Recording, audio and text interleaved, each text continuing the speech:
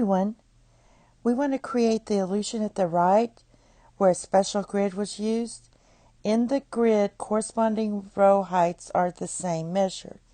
For example, UV here and Y or ZY are congruent. You want to make the design yourself. You draw the grid, but you need to make sure the row heights are the same. So you measure each of these segments here, VW, WX, and XY, and the other two, and you find that UV is congruent to ZY, and that W,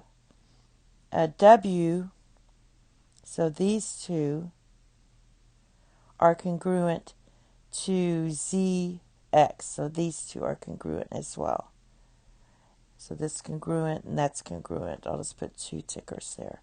All right, write an argument that allows you to conclude that VW is congruent to X or YX. So we're working like that. So the first thing we want to do for our argument is write our given. So our given is that UV is congruent to ZY, because that was given. And also UW line segment is congruent to ZX. That's given. And there where we get started. So the next step is we're going to do congruence. So our congruence, since this is congruent, we can just write that UV equals ZY and UW equals ZX. And that's definition of congruence.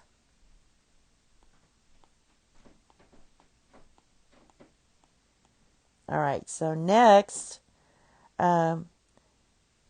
we want to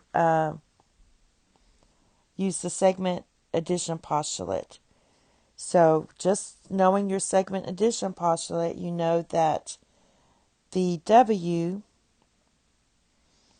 equals, well, let's set it out.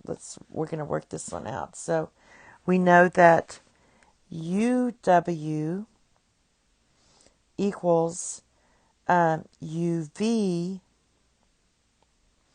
plus VW, because V is in between U and W. Or I can write this as VW equals, and I'm going to subtract these two from both sides. So you're going to get VW equals UW minus UV. And that's your segment addition postulate. All right. Similarly, we can do the same thing for this part here. We know that ZY plus YX equals ZX. So rewriting that, I'm trying to write it in terms of VW and YX. So I'm going to write YX, so I want to keep these isolated because of our final proof, equals CX minus CY, and for the same reason. All right. Now we're going to use the transitive property, and I'll write it over here. So the transitive property states that VW equals YX. That's your transitive property.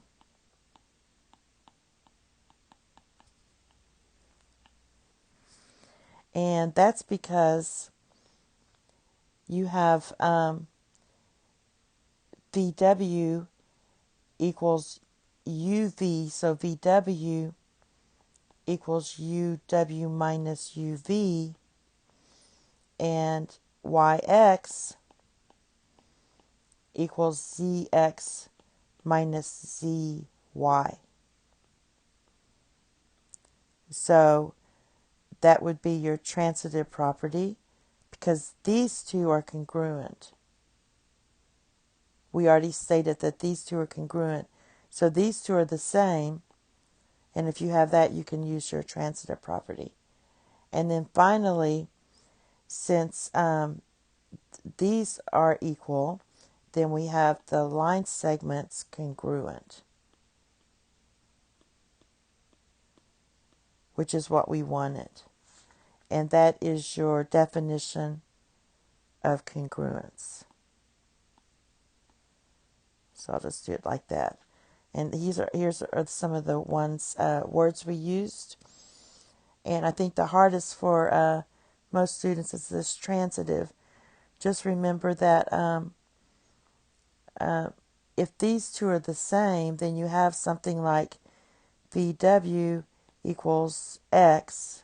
I'll just call this X because these two are the same. And then we have X equals YX.